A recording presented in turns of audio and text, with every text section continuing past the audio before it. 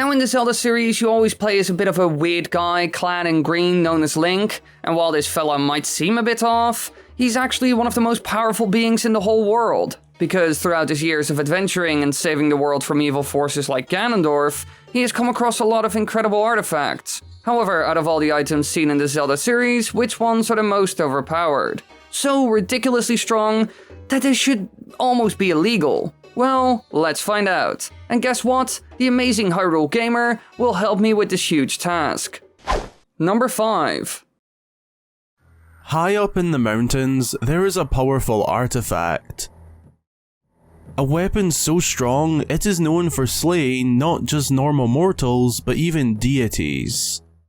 The item we are talking about is the legendary Megaton Hammer from the Fire Temple seen in Ocarina of Time. According to Goron legends, a mythical hero of the Gorons and an ancestor of Darunia, patriarch of the Gorons, used the Megaton Hammer in battle against Volvagia. Wielding it, he was victorious and sealed the dragon in the fires of Death Mountain, even making it effective against a powerful being like Ganon.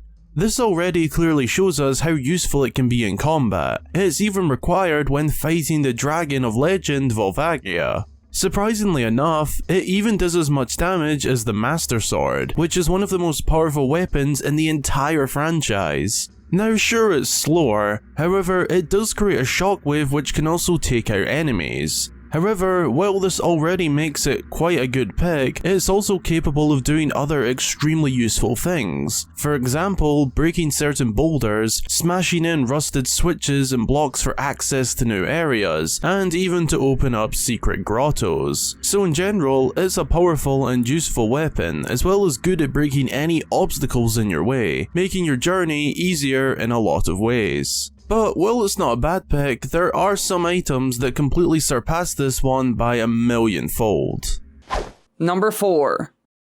Sure, weapons are amazing and are a big part of the Zelda series. It's all about clearing dungeons, puzzles, and combat after all. When an army of bokoblins or even creatures like gigantic dragons attack you, you need to be able to defend yourself. And there's one item in the series that's known for being the best defense against any incoming attack, as long as you're ready for it at least, and that's the Hylian Shield. It's made of steel, is light as a feather, and extremely sturdy, making this the best shield any fighter could ever wish for. And sure, while it's overall great in every game, there's one title where it stands out even more: Breath of the Wild. In this game, it's even a challenge to get it, because a Stelnox is guarding it and must be defeated in order to obtain it, although you can also buy it after a lengthy side quest. Now, you might think, it's cool, but not that special. You two are over-exaggerating. Well, maybe we are, but there's one thing that makes it even better in this game. Nintendo introduced a mechanic in this title where every weapon and piece of gear you get will be damaged over time and eventually break. However, the Hylian Shield is almost unbreakable compared to everything else in the game, having a durability rating of 800.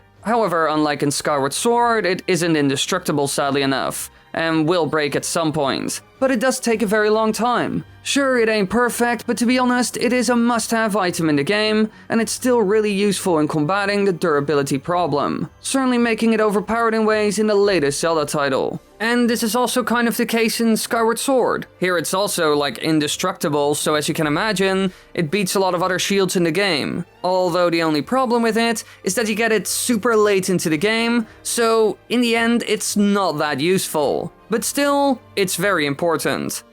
Number 3.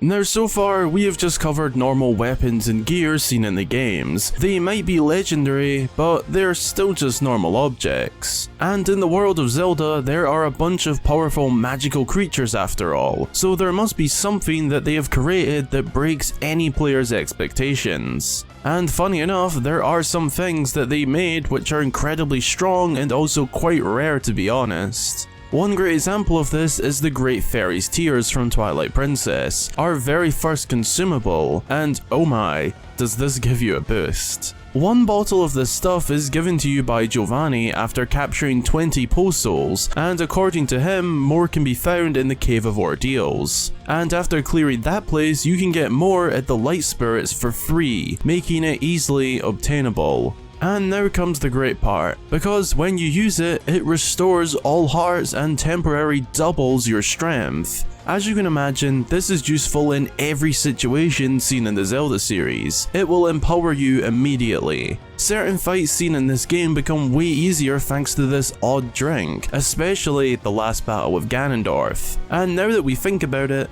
the whole situation is a bit weird and surprising. You're drinking tears of a deity, and these are already powerful enough to make a lot stronger and also fully heal you. Quite crazy when you think about it.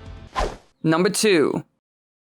Now, while the last thing we discussed was fun and all, there's another item in Twilight Princess that's far more powerful. And it's not from a god of any sort, but was most likely made by Hylians using some form of extremely powerful magic. I'm of course talking about the well-known magic armor, which is both special and beautiful at the same time. You can get it in Castletown after a new Mellowmart opens there, and here you can buy it along with a bunch of other goods. It can be bought for a good price as long as Mellow takes it over, allowing you to pay 598 rupees instead of the original 100,000. When you put it on, it will drain rupees like crazy, taking 2 every second and 12 when you get hit by an enemy. However, the great thing is you don't take any damage, making you unkillable as long as you wear it and have rupees, which is absolutely amazing to have. But when you run out of rupees, the armor loses its color and it becomes very heavy. So while it's not perfect, it's pretty good. But luckily enough, there's a way to solve this problem for the most part, because if you save Giovanni in the game, you get an unlimited amount of money from him. Well, his cat. And if you combine this with the colossal wallet you get in the HD version of the game, which can hold almost 10,000 rupees, then there's no way you can die. And just imagine, you can even get the last item we mentioned to deal even more damage while also being invincible. As you can see, there are a lot of powerful items in Twilight Princess that can be combined together to transform Link into the ultimate warrior.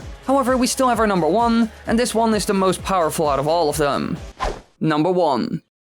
But before we get into our last one, we have to mention something important. Some things will be missing from this list, mostly because they have already been covered to death in so many different videos, it's absolutely insane. However, we do want to give them an honorable mention since they do deserve it. So let us mention some important ones, like the fierce deity mask that turns Link into a god, Grandma's soup from the Wind Waker, the purple potion from A Link Between Worlds, the Master Sword, Din's fire from Ocarina of Time, the one-hit obliterator seen in Breath of the Wild, and a whole lot more. All the items we just mentioned either give you the power to instantly kill almost any enemy you encounter, or even power you up in such a significant way that you become a borderline god. So yeah, all of these are amazing, but sadly enough they've been covered in depth before. So we will try to show off some new, really powerful stuff. So let's get into our number 1 now. For years, the world of Hyrule has been harassed by the incarnation of Demise, attacking the kingdom every few years, always forcing a hero to rise up and stop him. However, while he seems to be immortal in most of the games, you usually aren't able to kill him. Almost always it comes down to sealing him away or getting rid of him temporarily.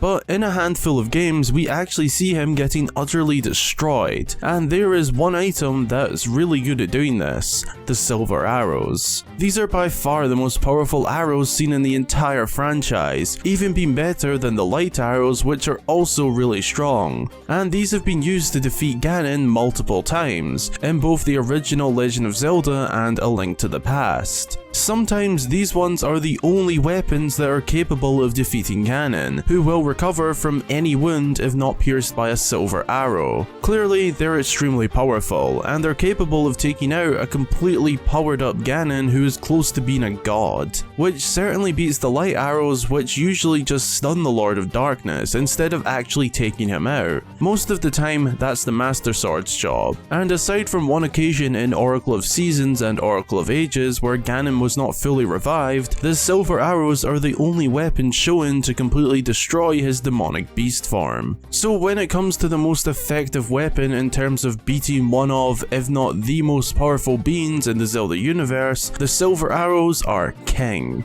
Even normal enemies don't stand a chance against it, being gone after just one hit, clearly making it the best. And before anyone starts in the comment section, we know about the light arrows. We even mentioned them in this video. However, they just aren't as good as the silver arrows. They can't destroy Ganondorf in one shot, and usually just stun him. So because of those reasons, it just doesn't win in this category. However, there's one thing wrong with it, sadly enough. We almost never see it anymore in the games. Only in the early 2D titles we saw it a lot. Nintendo and even the fans of the franchise kind of forgot about it. But this isn't the only instance where this happened. and we're covering that over on Hyrule Gamer's channel in another video. The top 5 forgotten items in the Zelda series, so go check it out by clicking in the upper right corner or on the card on screen. And don't forget, be sure to subscribe to both my channel and Hyrule Gamer.